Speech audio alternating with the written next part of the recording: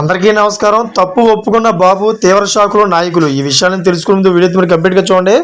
అప్పుడే మీకు complete information ఏంటో అర్థమవుతుంది. అదేవిధంగా చాలామంది వీడియో చూస్తున్నారు కానీ సబ్స్క్రైబ్ చేసుకోవడం మాత్రం మర్చిపోతున్నారు. దయచేసి సబ్స్క్రైబ్ చేసుకోండి. సబ్స్క్రైబ్ చేసుకోవడం వల్ల నేను చేసే ప్రతి ఒక్క అప్డేట్ మీరు ముందుగానే పొందగలుగుతారు. అదేవిధంగా చాలామంది లైక్ చేయడం మర్చిపోతున్నారు. దయచేసి లైక్ చేయండి. లైక్ చేయడం వల్ల ఈ ఇన్ఫర్మేషన్ అనేది మనం చాలామందికి రీచ్ చేసిన వాళ్ళు అవుతాం. ఇంకా లేట్ చేయకుండా వీడియోకి వెళ్ళిపోదాం.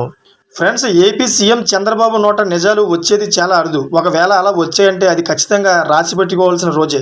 తాజాగా విజయవాడలో పర్యటించిన చంద్రబాబు వరద బాధితులకి సాయం చేయలేకపోతున్నామని ఒప్పుకున్నారు. స్వయంగా చంద్రబాబు నోటి వెంట ఈ మాటలు వచ్చాయి.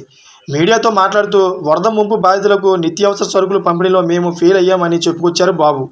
80,000 కుటుంబాలకు పంపిణీ చేయాలనుకున్నాం, కానీ చేయలేకపోయాం. కేవలం 15,000 కుటుంబాలకే పంపిణీ చేయగలిగాం అని తెలిపారు. కొన్ని సమస్యలు ఎదురు కావడం వలన చేయలేకపోయాం. 40 ఏళ్ల రాజకీయ అనుభవం ఉన్న నేత చెప్పడం విశేషం. అలాగే జనసేన నేత మంత్రి నాదెండ్ల మనోహర్ని అందరి ముందు చులకన చేసి మాట్లాడారు చంద్రబాబు. ఇద్దరి మధ్య కాసేపు హాట్గా మాటల యుద్ధం జరిగింది. సీఎం మంత్రుల కుమ్ములాటలతో బాధితులకు ఆకలి రాత్రులు తప్పలేదు. స్వయంగా చంద్రబాబుతోనే తమకు సరుకులు అందలేదని వరద బాధితులు చెప్పడంతో అవాక్కయ్యారు టీడీపీ నాయకులు.